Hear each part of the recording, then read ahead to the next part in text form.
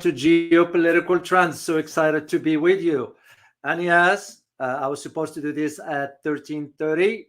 I changed the time because Rumble was down. So you can read between the line.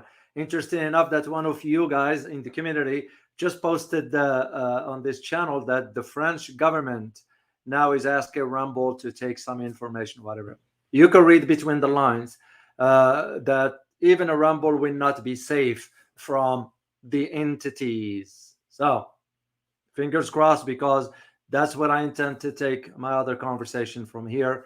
We shall see. So for now, we work with this. Yes, I know it's limited information, but better than nothing. So anyway, I got an interesting I don't want to call it show, because this is not about showing. This is about sharing information, about learning more of what's going on around the world. So I will say I got an interesting undertaking that I'm going to have for you regarding the United Nations, the whole structure, including its history and where we see things going moving forward with that.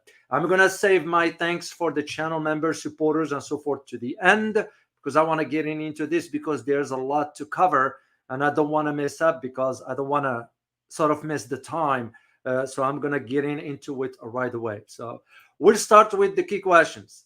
And the key questions, which I prepared them actually yesterday, they're right here, guys. Here's the first question. Is the UN Security Council in need of a change? So I know some of you will say, well, the whole UN. For now, we'll go with this.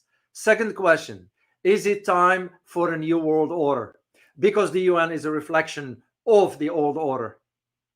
And the third question, if so, what kind?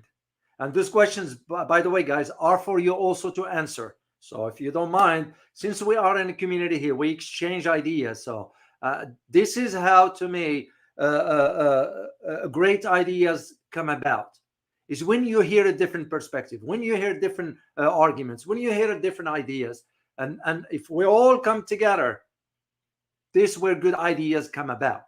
So this is the reason why I ask you these questions. Yes, I want you to think, of course, because we're in this community to learn. But at the same time, you never know what might come up. You just never know. And you never know who's watching. I've learned this in my entire experience. This is why when you do things, do them for the right reasons. Don't do them because someone else is watching. No, do them because it's the right thing to do. So, and the last question, or third question, is, should the UN, the United Nations, like NATO, be abolished? I know some might think I'm crazy, right? Well, because guess what? About 20 years ago, I asked the same question of someone that I knew back then. And I said, well, wouldn't you think it's about time to reform the UN? A person looks at me and is like, well, Mr. O, did you lose your mind? And I said, why is that? He said, well, it's because the UN. And I said, hold on a second. Before you finish your sentence, if you're going to approach it from the fact that it is an extension of the current world order, that world order now is coming to an end. Want to make more sense to change that as well, get rid of it, or reorganize it, or whatever. And later on, that individual was convinced of my question. It's about time. So, of course, we were friends. I didn't take it personally, and I would never do that. And this is why I wanted to address this with you guys today, and that's what we're going to cover. So thank you all for being here, first of all. And to those who might be for the first time here, please make sure to subscribe to this channel. And yes, I've got confirmations that indeed YouTube is taking down the likes. This is why the number of subscribers now moving up. This is why the videos that I've been doing recently now moving up. It is what it is. There's nothing I can do about that. To me, I'd rather do my part, and truth will come out. No matter what, truth will come up. And it is my belief that what's going to be happening to YouTube, it's exactly what happened to Facebook. Remember when Facebook started, was the hypes of it, then it got corrupted. All of a sudden, where is Facebook now? Yes, it changed to me, but who cares for it? So I think YouTube is going to experience the same thing, because they are not standing by what's right. So I can see it. Some of you have mentioned that they taking down the likes and so forth and unsubscribe the viewers. But so if you don't mind, just hit the like button. We keep up with it. So anyway, yeah, type in please where you are joining me from, and I will greatly appreciate it.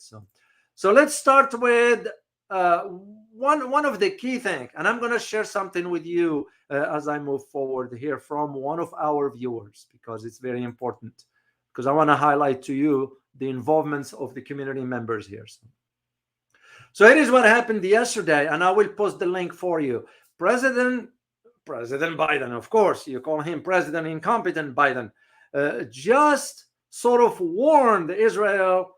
What's today? Today is Wednesday. Yesterday, yeah, it's Tuesday. Just warned Israel that it is losing international support because of its, I put this in quote, those are Biden's words, indiscriminate bombing of Gaza. I was like, hold on a second, Mr. Incompetent President. I know some in Washington will say, well, he's using strong words. No, those are not strong words, because to use indiscriminate bombing, the equivalency of genocide. Simple as that. So why cherry picking the word in here to justify one side of the argument, but not the other? And even if the president, the incompetent president, will come and say, and I quote here, Israel's security can rest on the United States. But right now, it has more than the United States. It has the European Union. It has Europe. It has most of the world supporting them. End of quote. It's laughable. It is laughable. If the EU, if you're going to count on the EU, as a matter of fact, at the time of this conversation here, do you know what the US is doing to the EU? Does anybody know what's going on? Something just been announced recently. So I'm going to just test your knowledge on this to see you keep up with what's going on in the world. Please type in on the screen for my viewers who are in Europe. There is something just happened that there is a big conversation about that's going to raise serious questions in Europe. If you guys can type in what it is. And I'm going to post this link for you, by the way. So I'm going to keep going on my conversation here. So when you hear President Biden saying this, and only 3 or 4 days ago gave the green light to veto the UN Security Council resolution regarding the ceasefire in Gaza, it shows the double standard right there. It shows the hypocrisy right there. So, and again, to me personally, I'm not surprised. It's because I did predict this outcome at the UN Security Council last week when I got a call for an interview in Washington, D.C. And I did say that the US will veto the resolution, because to me it became clear, we ain't going to stand on the right side of history. We ain't going to stand with what's right. And when I say we, I'm referring to the government. Remember, guys, not the American people. American people, I tell you, they'll take the coat out of their back and give it to you. They are wonderful people, like every other race around the world. It's the damn government. That's what it is. So pardon my language here. So, and this is why I said, well, if we are Americans to ask the question, what's in it for us? It's legitimate questions, nothing. It's waste of our tax dollars. We work hard, we pay taxes, and expect the government to represent our values on the global stage. But this is the decision that the government did. It's betrayal of the trust of the American people in their government, in our government.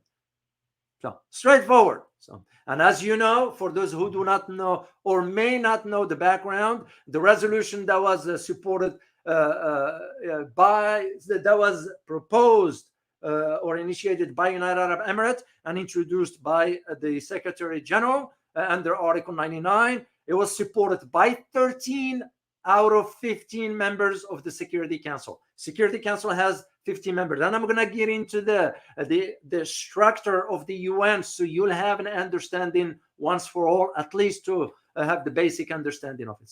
So the US which holds the veto power, of course, and as a permanent member of the Security Council, vetoed this proposition or this resolution, that is. Of course, you get the other subservient UK, which voted for a permanent, it is a permanent member, but is abstained. But here is what I wanted to share with you from one of our viewers in the community, named by Spider-Man. And by the way, I'm disclosing the screen name because I get the permission from Spider-Man to disclose this. Usually I don't disclose names. Doesn't matter, screen name or not. If I don't have the permission, I will not take it upon myself to just do that. So Spider-Man was kind enough to say, yes, Dr. O, go ahead and share. So here is what he wrote. Very informative. And this is why I say, guys, take a look at the comments. I read them through. You know why I read them through? Is because I want to make sure that there is no nonsense in them. But I'm finding out all of you guys intellectually are where you need to be. And is reflective through your comments. I'm a professor. I can read between the lines and I can just tell through your writing where you are intellectually. Not to judge you, of course. So here's what I wrote. On the UN Security Council, this is quote from Spider-Man. On the UN Security Council member votes, the UK rightly abstained from voting on the Security General's Article 99 invocation. As per Article 27, Chapter 6 and Article 52, which requires any party to a dispute abstain from voting.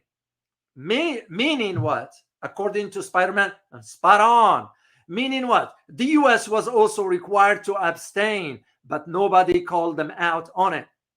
Same for the illegal status of the Ziao regime, which must be sanctioned via UN Security Council, which is never meaning Ziao. You all know what it means, the word, right? Yeah, because we can't say it here. Which is never received the sanctions. End of quote. Spot on. This is why it's important to understand those dynamics, how it works, why. It just like I said, I don't know any other expression, is the last nail in the coffin for the US credibility. We done. So UK, of course, had to follow orders. So let me see what you put, guys, on Europe. The question that I asked you about Europe, because it's important and it's not heard much about, and I'm paying attention to it. Where is it? Yeah, I don't see much right here. So I'm going to go ahead and say it. And this one has to do with, Ben Lanson, Ben said, from Belgium. Good to have you here.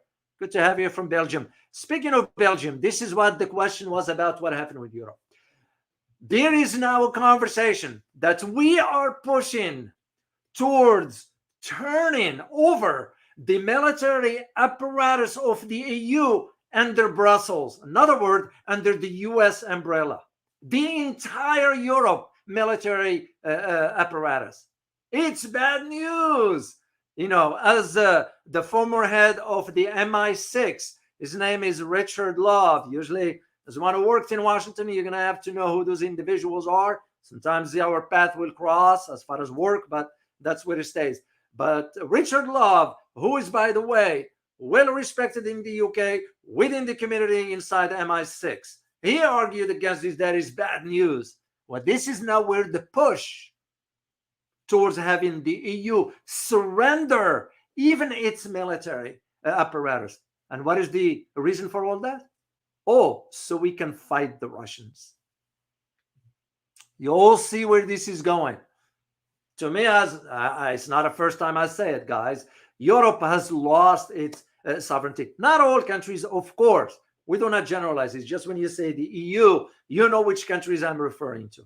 That is this. It's no different than in Asia. When you look at Japan and South Korea and now the Philippines, given what just took place in the sea between the boats of the Philippines and China. You're all aware of this. And I saw some conversations here about this issue. I'll be happy to do a live stream on it if you guys want an update on that down the road.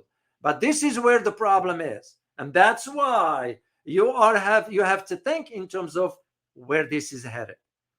And I tie all this, you might think has nothing to do with why, for example, Rumble was down today. That's why we didn't show up on the big channel, because there was no Rumble. I intend to move all the conversation there. I shall find out moving forward. So this is where the issue, just again, once again, for those who do not know the background about what happened at the UN Security Council, it was the US that vetoed all this. So now you are looking at conversations from around the world, from even London itself to the streets in some parts in Africa and Latin America, that sort of people are waking up to this reality. And what is this reality? Is injustice. That's the reality of it. Why? Because these people understand the importance of standing up for what is right. So once again, I do say it, shame on my government for standing on the wrong side of history. No other way around it. We have, our politicians have lost the sense of what it likes to be human. They've lost that. Corruption has taken over their well-being.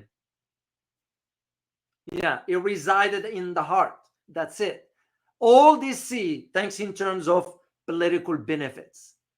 There is no consideration for a human being. There is no consideration for humanity. There is no consideration for peace. There is no consideration for live and let live. As the sad reality of what has become of some of us.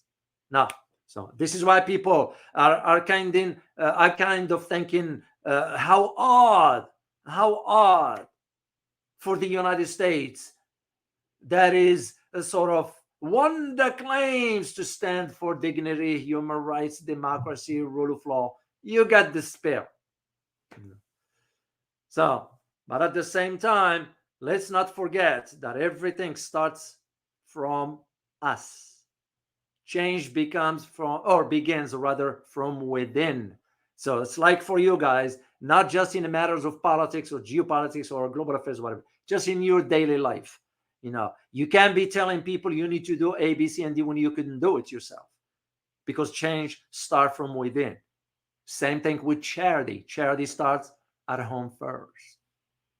So, and this is why it becomes the duty of every citizen to speak out. That's what I'm doing here, because I sort of feel time has come. Time has come for me now to transfer that knowledge that I gained over 30, 40 years, whatever that is, to humanity, you included, the community here, and everyone else around the world, whoever can access this stuff. So because it becomes a duty. It's my duty to do so now, but also to demand a better approach from my government, which to me comes the time when the voting comes. Why should I vote? I don't care what you tell me. If you didn't show that in action, how can I trust you? How can I trust you? But also, it is the responsibility of the citizen to hold those leaders accountable. So that is what it is. Let me share with you a brief, well, it's not a brief because it's very extensive, but you need to understand the history of the UN. So the UN, United Nations, officially came into existence back in 1945. There's a specific date, is October 24th. This is why it's every year on October 24th is the United Nations celebrates its existence, whatever. So on this day also, October 24th, 1945, the United Nations Charter was created. It was also adopted and signed. It's signed, created at that time, but officially signed in June 26th of the same year, 1945.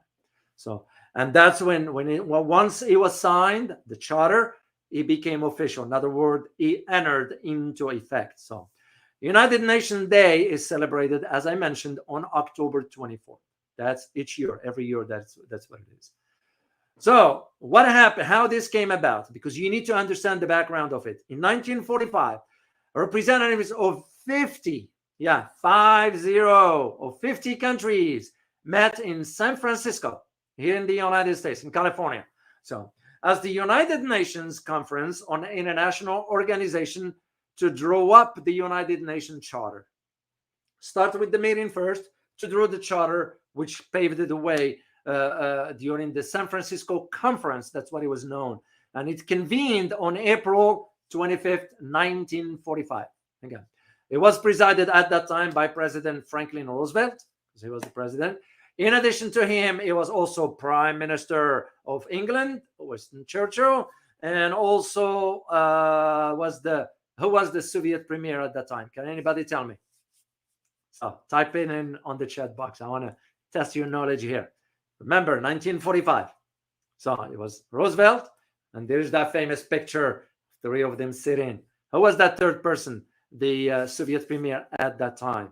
Let me see your response, guys. I like just to, and once again, guys, it's all meant to engage all of us for conversation. Oh, I got a follow Texan from here. Nezi Sabaz, watching from Keller, Texas. Good to have you, man. Yeah, let me see. What did you guys put for this? I know there's a delay here a little bit, but if you can tell me the name of that person. Oh, Samir and Abtawi. Thank you so much for your super sticker. Truly appreciate it. Samir, first time I see the name Samir. Where is, yeah, if you guys can put in the name. Who was the third person? It was Franklin Roosevelt, it was Churchill, and who was the premier of the Soviet Union at that time? You got it right. You got it right. Fight back. You got it right. It was Joseph Stalin. He also attended that meeting in San Francisco. So, and of course, they were the representatives of the 50 states, or 50 nations. I'm sorry, not state, 50 nations, including, here is the key that I need you to understand, and I'm going to quote all this for you, including 9 continental European states, 21 North, Central, and South American republics, 7 Middle Eastern states, 5 British Commonwealth nations, 2 Soviet republics, in addition to USSR itself, 2 East Asian nations, and 3 African states. All those together, the delegates deliberated on the basis of proposal worked out by representatives from China, the Soviet Union, United Kingdom, and the United States. This had previously been crafted at Dortmund's Oak, which is District of Columbia, DC, we call it DC, Washington, DC. That's why when you see Washington, DC, it's not a Washington diplomatic capital, it's Washington District of Columbia. That's what it is. And and this was between August and October of 44. This is where those meetings took place to pave the way. This is why charter was signed in June 1945, the following year, that is, by representatives of those 50 countries. And here is what is interesting. It was one Eastern European country. It was Poland. Poland, which was not represented at the conference, signed it shortly thereafter to become one of the original 51 member states. And this is where the UN officially came into existence, as I mentioned earlier, October 24, 1945. When the charter has been ratified by China and France, the Soviet Union, the United Kingdom, and the United States, as well as by the majority of other signatories. Here is what's interesting about this piece of history, this last sentence. The charter was ratified by China, France, Soviet Union, United Kingdom, and United States. Who are those 5? Can anybody tell me? Let me see what you guys wrote down here. Yeah. So as part of this delay here, that's gonna show up later. You're absolutely correct. Fight back. The UN, the United Nations Security Council. Now you saw. That's why I asked the question, is it time for reform? not only for the UN Security Council, but the world order. This is why it's important to understand this part of history as far as its makeup. So now let me share with you the structure of the how the UN, because without understanding the structure, when I was teaching at a university, I had to take a delegation to participate in the Arab League summits. It was this is on a collegiate or on the university level. They play a role of United Nations. They did it in the Arab League instead.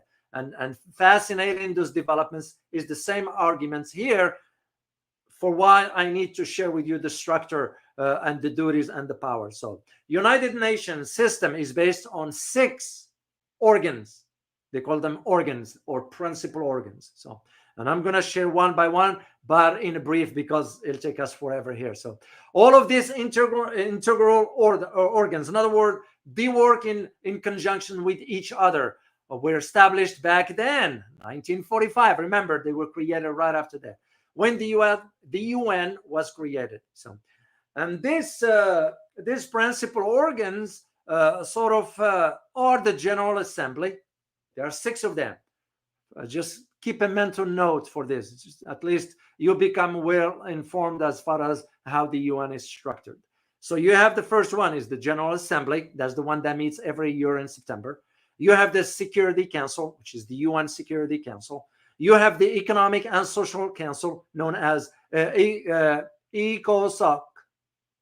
Economic and Social Council. Then you have the Trusteeship Council. Then you have the International Court of Justice. And the last one is the United Nations Secretariat. So, and by the way, the Trusteeship Council was suspended. Its operations were suspended in 1994. Why is that year important? Who can tell me what happened on a global stage during that time, during the 90s, in Africa?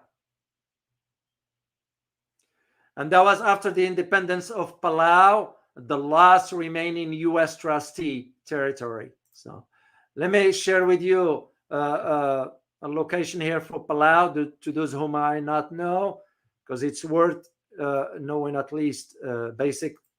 Again, 2 things. Always, guys, remember geography and history.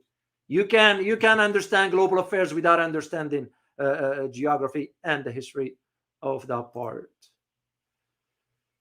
Present. Share screen. All right. Why it's not allowing me to share? Share screen. Share screen. Okay. Let's see. Here we go. I wanted to share this with you guys. So you need to see Palau. Okay. Here it is. That's Palau. Now, where is Palau? Palau, by the way, is an island nation and an archipelago of about, based on a record that I looked into, about 20 to 340 coral and volcanic islands. It is located in the Western Pacific Ocean. It is geographically positioned both in the northern and eastern hemispheres of the Earth. Palau shares maritime borders with the Federated States of Micronesia to the east, with Indonesia to the south, with Philippines to the west, and the international waters to the north. Let me see. I have another map here that, yeah, right there, guys. That's one of them here. Let me see. Here is the best one. This is the best, best view here, just to show you. And that's from World Atlas. And I will provide you the link for all this. So that's why it's important to understand where Palau is.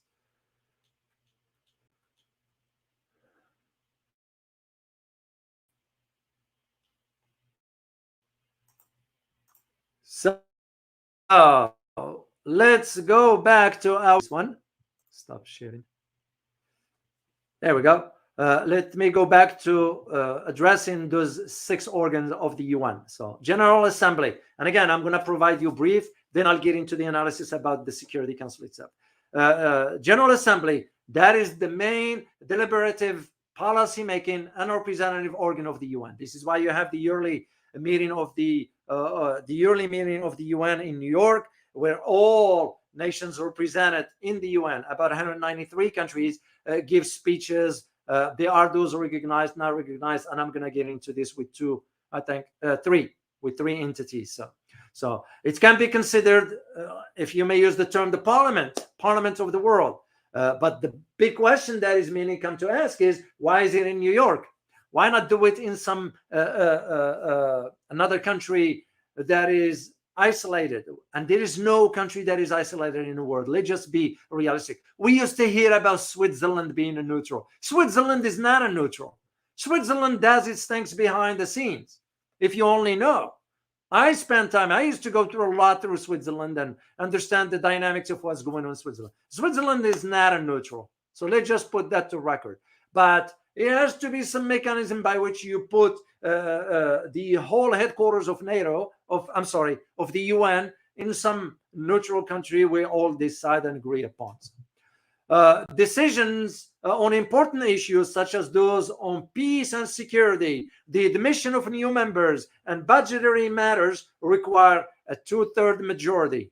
Meanwhile, other decisions require only a simple majority. So then you have the UN Security Council. Now, this one has been assigned the primary responsibility of maintaining international peace and security. It's laughable, right? I'll say it straightforward. This is why you have Russia has been pushing for maybe time to change this permanent members. Even the Russians were saying it. I'm sure the Chinese will be on board with that. But I bet you the US and the UK will object to it. So is France. Which, by the way, France now is getting into the Red Sea, involved in why? Why the heck are you going to a Red Sea get involved for? So anyway, the Security Council is arguably, and this is known fact, the most powerful organs in the UN. I mean, look just what happened last week. The UN Security Secretary General Guterres proposed the article, or invoked Article 99, which forced the proposition of what the United Arab Emirates proposed as far as ceasefire proposal in the UN Security Council. And all it took, one vote from the US. Yeah, that's all it took. I'm going to share a picture here. That's all it took. This one. And it wasn't Greenfield that day. Interesting enough, she avoided being there that day. It was this guy right here, Robert Wood. He's the deputy ambassador to the UN. She wasn't there that day because she knew it's be in the history books that this one. Of course, we're not blaming them. Let's just be fair, because you got to be fair. They were following orders. That's the way how it works in Washington. So, but this is why I don't like, people here. But we can also sugarcoat it. Can't. You gotta call it, because if they could take stand and said, you know what, this is wrong. No, they were more concerned about their political careers, because what comes after this? After they're done with this, the new administration is gonna come. Those guys gonna leave. They already lined up some contract somewhere. Because it's that's how corrupted the system is.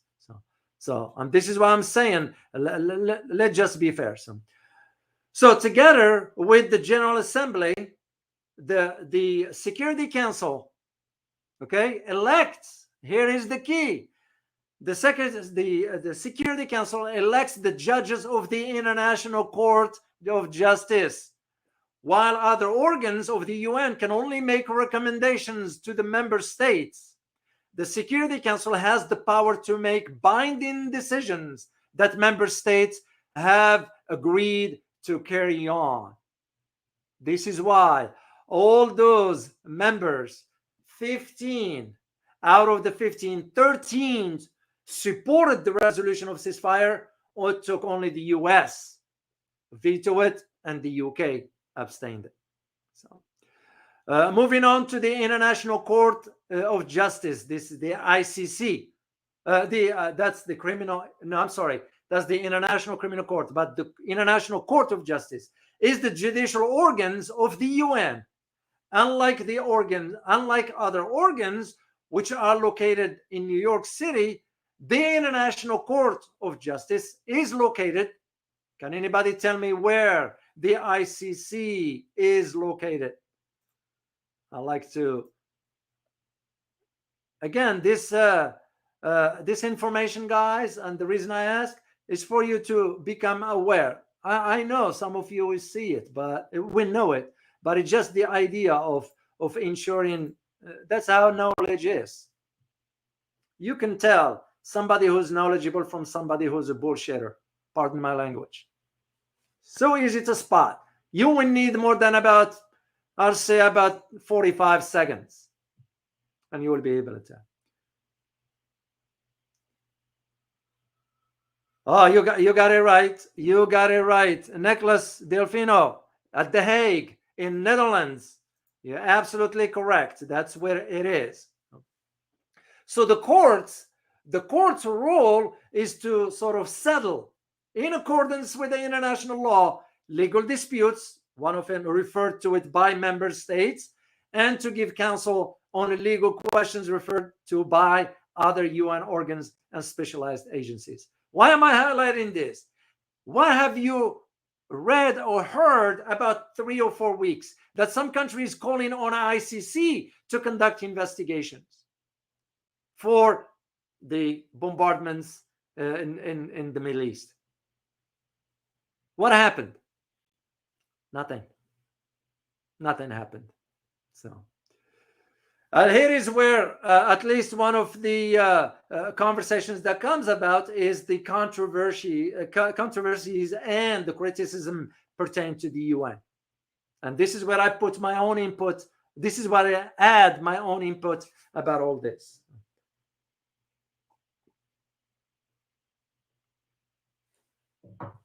Excuse me. The UN is over 70 years old. Yeah, that's how old it is.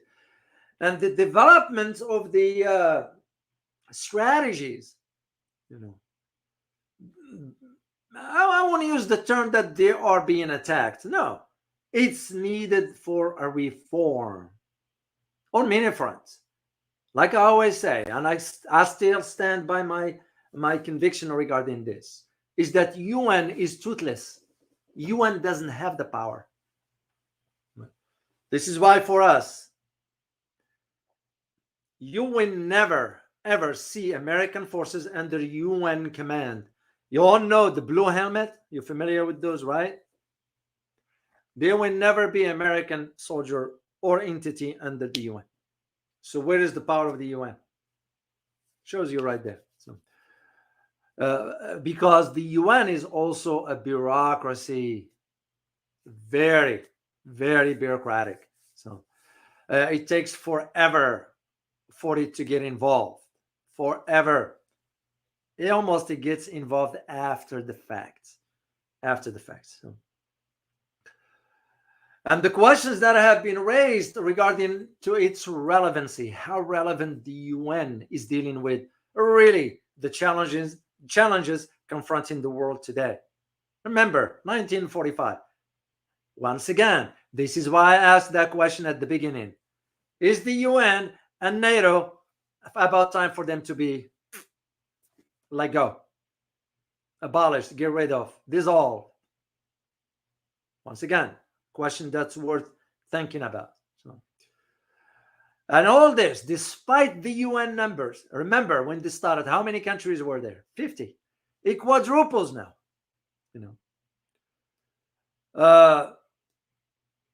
Still only one organ that controls the UN is the Security Council. Plain and simple. I want you to know this. So when you hear the UN doing this, no, it's nonsense. It is nonsense. And this begs the question for what kind of UN we're going to see tomorrow. Once again, that's why I asked the question about, is it the time for a new world order? And usually I ask questions precisely for specific reasons. I don't just because I see the link of the. If we are to talk about the UN for tomorrow, that means automatically we have to talk about the new world order of tomorrow, 21st century, that is. So to me, if the UN was the innovation of it or its creation in 20th century, okay, it served its purpose. It has no relevancy in the 21st century. The same arguments can be made about the new global order. The old world order that was in the 20th century, known also as the American century, has come to an end.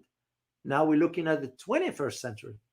This is why I use the term the need for a new world order, because we need it more than you can even imagine. And by the way, I just recorded a video for you guys this morning. My editor has it. He'll work on it. And then regarding China conducting its first, and listen carefully, its first oil transactions using digital renminbi, CBDC, central bank digital currency. A hint not only to the financial system, global one, but the new order. Same argument can be made about the UN, because the 21st century brings its own challenges. We are moving from a unipolar to a multipolar system now. So the UN cannot be under the auspices of one entity called the Security Council that controls, I am sure if we are to put it to vote, and this is where sometimes you hear about democracy and all that, but it's nothing but hypes. Put it to vote to the people of the world. Do you want the UN or not? Yes or no? There is no if and buts. I bet you know what the answer is. So, and this leads me to mention two main things, two entities. I won't call them countries, entities. Why? If we are to follow the charter of the UN, they don't have representation there officially. The first is Israel. Second is Palestine. In Israel, here's the question for you. Is Israel a full member of the UN at the United Nations? Or should Israel be considered as a full member of the United Nations? The same arguments can be applied to Palestine. Does the Palestinian assembly, does the Palestinian entity required to be a full member, or is it just a representative of sort? So in the case of Israel, it has been admitted since 1949 to the UN. However, in practice, Israel has been denied full participation that questions the definition of membership. So basically, in a simple language, while Israel is a member of the UN, it is not a full member under the international recognition of countries in the UN.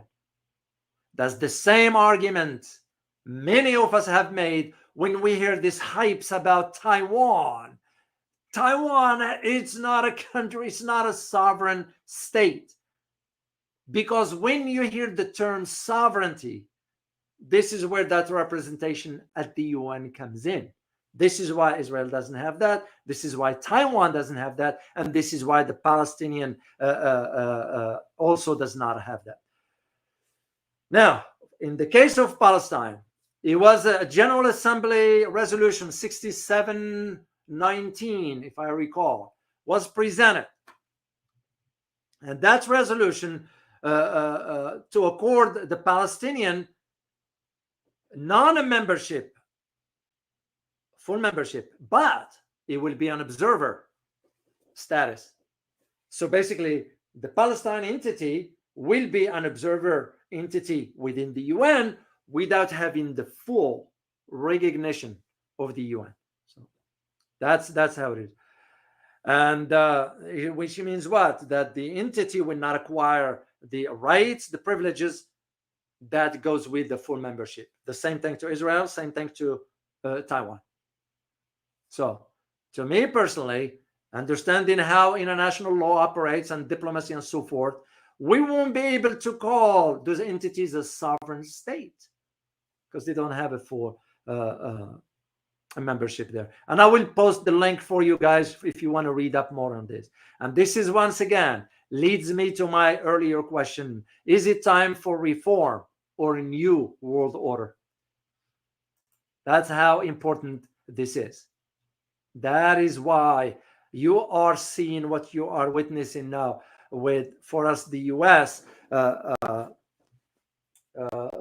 sort of embarking on this decision that defies logic, defies the norm, defies. And when you hear our incompetent president coming and saying, well, we the right and this and that, it's nothing but a hypes. He's doing it for political calculations regarding the upcoming elections.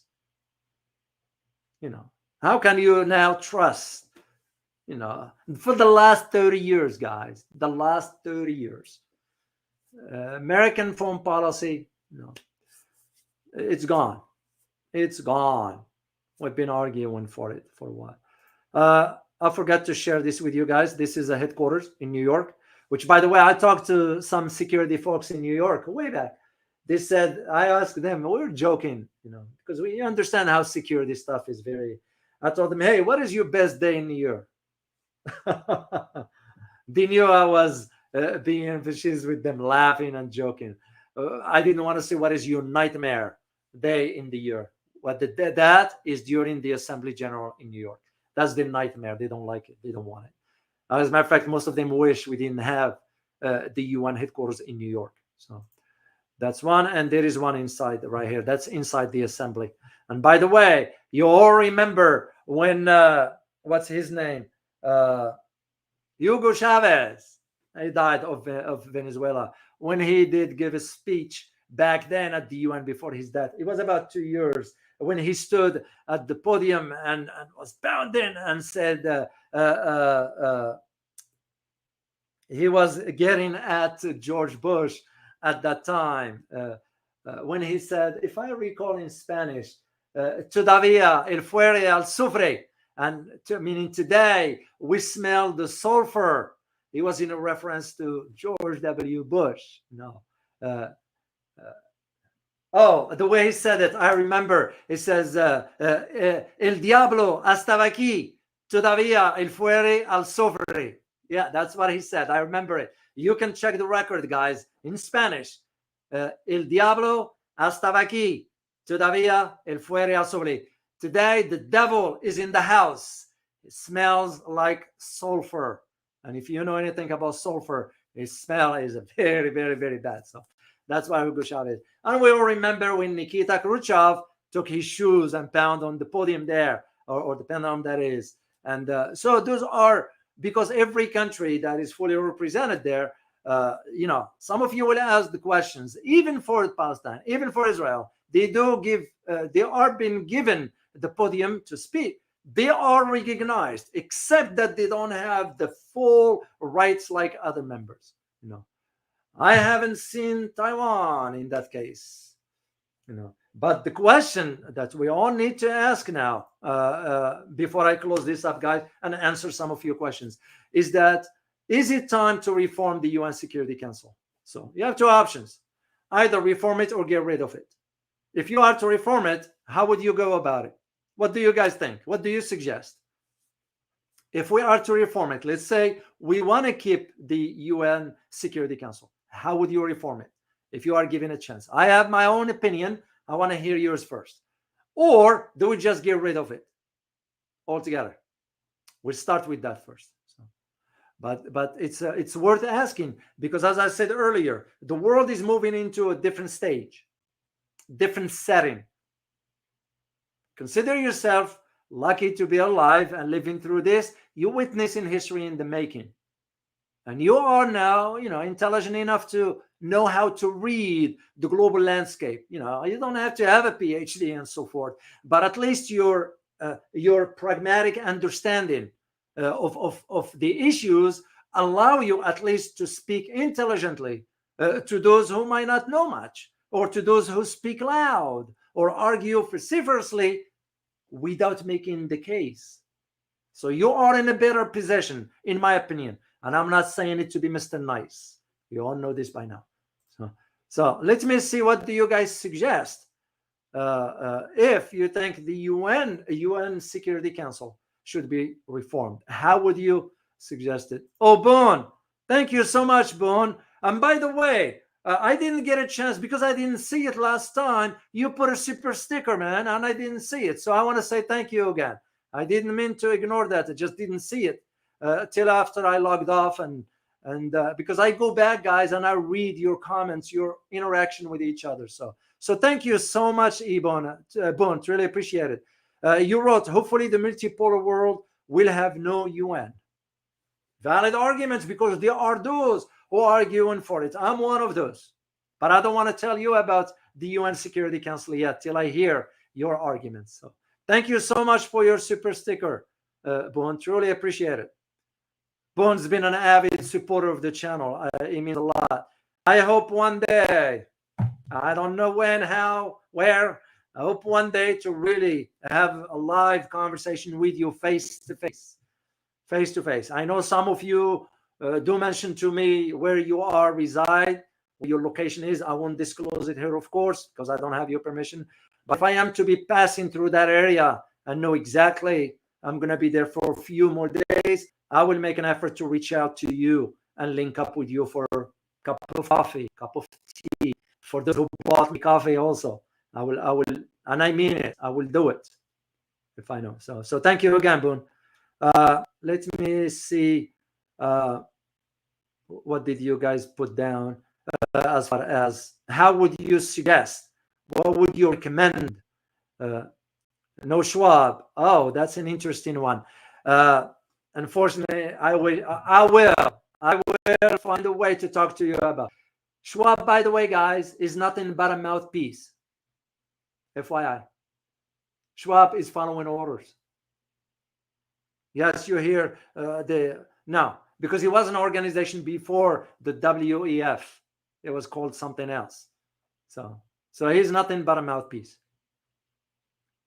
Let me see what you guys suggest for the Hangwan. I don't know if you are answering this or not. You're saying no veto, meaning for the Security Council. Please correct me if I'm wrong here, because I'm looking. Get rid of it. How? Okay, that's a suggestion. That's a suggestion. Get rid of it. That's I see. David Richard, get rid of it. Or get rid of the UN and replace it with BRICS after India is kicked out of BRICS. That would be interesting. Yeah, India is in bad shape. Very bad shape. Yeah. And I'm even starting to suspect there are some interference with my channel. You all know, can read between the lines. So, ICC. All right. Harry, how you doing? What do you mean by ICC yes, UN no? So you're in favor of maintaining the International Criminal Court or International Court of Justice? Okay, fair. That's fair. So, all right, let me see what you guys wrote down. Oh, here is Pengyu. Thank you so much. Thank you for your super sticker. You're right. UN is good. It just have to be reformed. Fair point. Valid. Yeah, because we can, guys, just FYI, we can react emotionally just because there is a conflict. This is where people lose sight. When I say people, even leaders themselves, because you have to maintain some composure in understanding. Of course, you're gonna have to. You can't deny your emotions. Of course, that's to me why I'm doing what I'm doing. When I saw what my country is doing, I can't just sit and smile at that. It's pathetic for what our incompetent president is doing. Shame. But on the other hand, when it comes down to decision makings, you have to understand the long-term impact. And so you're absolutely correct. I see your point. All right, some of you, where was this one? Oh, Sharif Smith, you wrote no veto for any country, which means it will be no UN Security Council.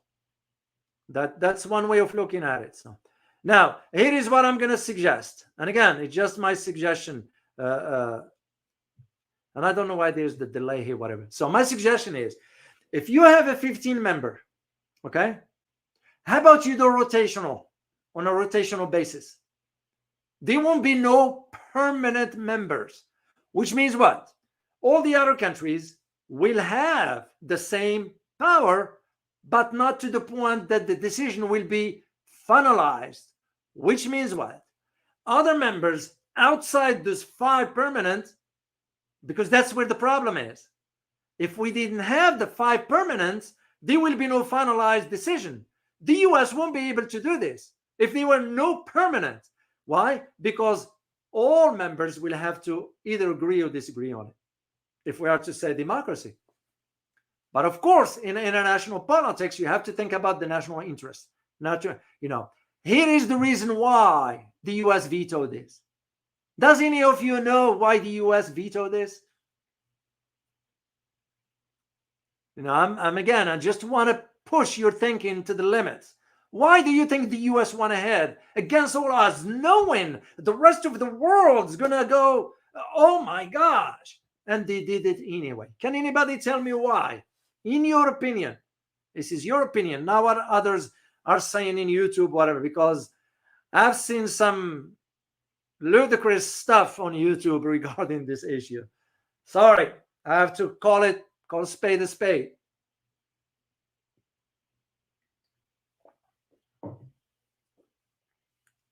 Because it's worth asking.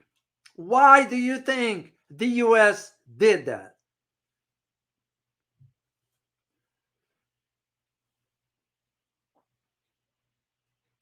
I agree with these statements here. Where is it? Oh, it disappeared. I was going to share a statement with you. It's gone. I don't know where it is. Boone, no. Oh, I'm sorry. That's not Boone.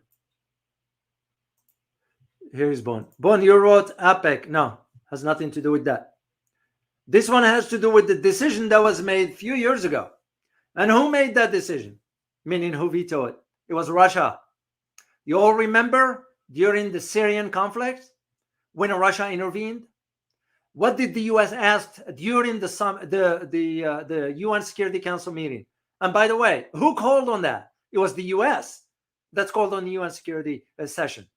And what they asked for is for the presence of an international force. Russia went ahead and vetoed it. I don't remember what China did, but I think China either vetoed or abstained. But it won't matter. It was Russia that took the lead on that and vetoed it. So my thinking is that now, here is 2, 3, 4, whatever years, how many it was, payback time.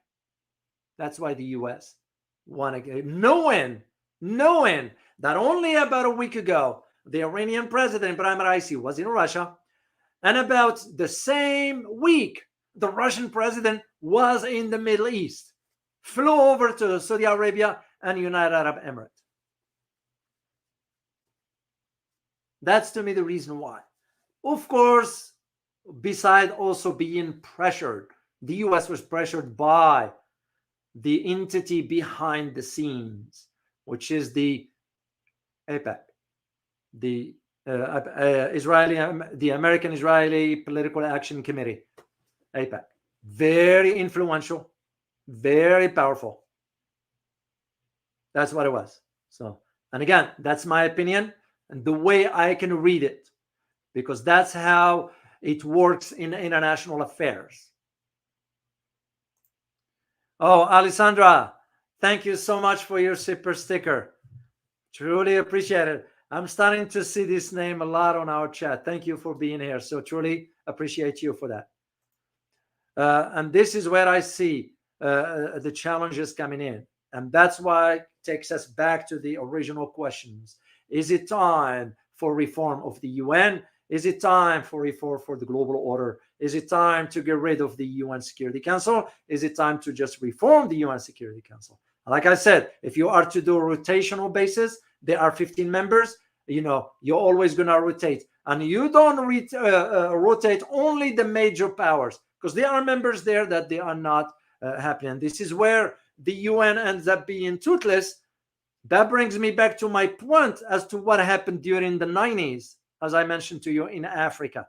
I didn't see the answer to that yet. Maybe you guys... and I was aware of that incident very vividly, because I was following it from two aspects, on the military side and on the domestic, meaning over there. So let me see if you guys can type in the word at least for what took place in Africa during that time in the 90s. Major, just to help you out. Oh, you got it. I was about to say it. You got it. It's about the emancipator. You absolutely correct. The emancipator, the Rwanda genocide. What did the UN do? What did the American administration during the Clinton era? We all stood by the side when the Tutsi and the Hutus were, killing each other. And as a matter of fact, I'm going to share a personal story with you. We might shock you, but when I received my degree, my PhD, during this ceremony, to be handed the degree and so forth, the speaker who gave the commencement speech, you know who he was? You all remember the movie Hotel of Rwanda? I don't know if you do or not. The speaker in my commencement for my PhD was the true owner of the Hotel of Rwanda, and he gave the commencement speech. It makes you just... I got upset. I got upset for what he shared with us. I got upset because of the lack of commitments from the West. When the claims standing for rights and so forth, they couldn't move an inch when the fighting started between the Hutsi and the Tutsi. And the stories he shared, how he had to hide people in his hotel, in some underground places, how the little babies were with the machetes. It was a very gruesome. I'm not going to detail much here, but it was just the fact that you say, where's the UN? It's because the UN is toothless, couldn't deploy without the approval of the members of the Security Council. Where is the African command? Where is? You got my point. And this is why you are to say, if you are to reform the UN, you got to reform it the right way according to the new global order. You can't have an entity that is over 70 years old still maintaining the mindset. That's like what we have with our politicians here, still thinking in the mindset of the Cold War. Cold War is over, was over. And now we're seeing the incompetent Biden pushing Europe into submitting their military apparatus under Brussels. Yes, there is one under the UN, under the NATO. We're talking about different things here. We're talking about even the UK to turn over its nuclear capabilities or to put its nuclear capabilities under Brussels. But Germany is no sovereignty there. We have our troops there. I mean, really, are you going to count on Olaf Scholz to even speak pragmatically? No offense to anybody here, but it's the reality. And that's why when we are talking about reforms in the UN or the Security Council, if you are to do just the Security Council, you start to think about the rotational basis. You have 5 members, 10 members, or get rid of the members altogether as far as the voting power. Allow the 15 members. And by the way, those 15 members will not be permanent. There is no such thing as permanent. If you are to talk about United Nations, why permanent? You got 193 countries. Rotate among them. That's the way I see it. This way, no country controls the process. And another reason why we are influencing the UN beyond any, because of the budget. We contribute a lot, and we contribute a lot so we can dictate the terms. The same argument we are making for NATO. That's why. Are you going to hear Germany stepping up? Are you going to see France stepping up? UK, Italy, Turkey? None. Because none of them contribute as much as we do. But also we have reasons for that, is because we want to maintain the decision making. This is why always, and it will always be, as long as NATO exists, the commander of NATO is always a 4-star US general. That's no ifs and buts. That's how it's been. So this is where I see the changes or the challenges that lies ahead as we move into the 21st century. As I said, it's a different. Remember, multipolarity is going to bring the world from a different path. It's like when you are driving in a highway and you need to exit or you need to enter the highway. Well, you can't be coming in from the shoulder into the main highway with fast speed. You can't do that, because there are other cars coming very fast and it end up hitting you if you don't pay close attention. The same thing. The multipolarity in the 21st century is coming, and is coming faster. So as the world is changing, it's going to have to, slowly, gradually getting into the highway to accommodate and move along, assuming there is a desire to move together. Even though I have my own concern about that, because we are not going to let it happen. To those who are familiar with Thucydides, you all know who Thucydides is. I don't know if I have a picture of him here, or I doubt it, but let me see if I can pull him up for you. Thucydides. Yep, I do have a picture because I read up on him a little bit. So let me share it with you. Share screen. Thucydides. There we go. That's his picture. And you all know Thucydides was a Greek philosopher, and he's the one who argued for the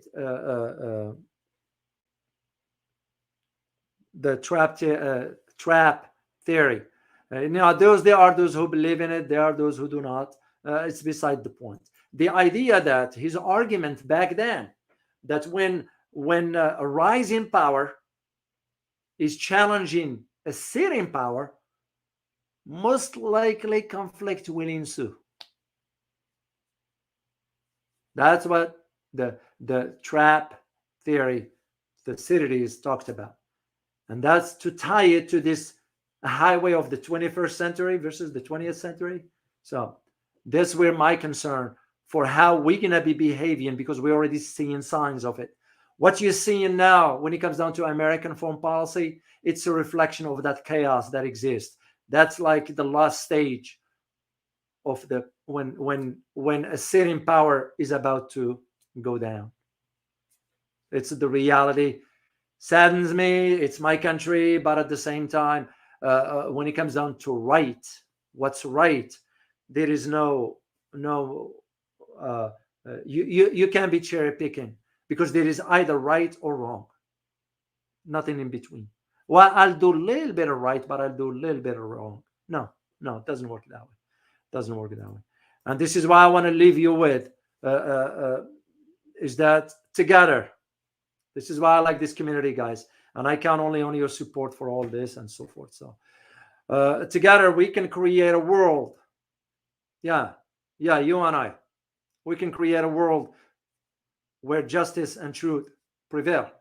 That's why they're trying to silence this channel. You're all aware of this now. So a world where our countries, when I say our country, my country, your country, all our countries individually, stands on the right side of history. There is no ifs and buts,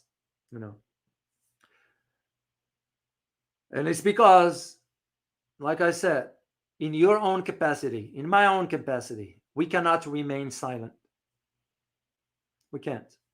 You don't have to change things forcefully. No. But you can also remain silent. So we must not let our voices be silent. When I hear those comments sometime or read comments, some nasty ones, they just trying to discourage me from, I've seen the worst in my life. This kind of stuff, it's nonsense to me.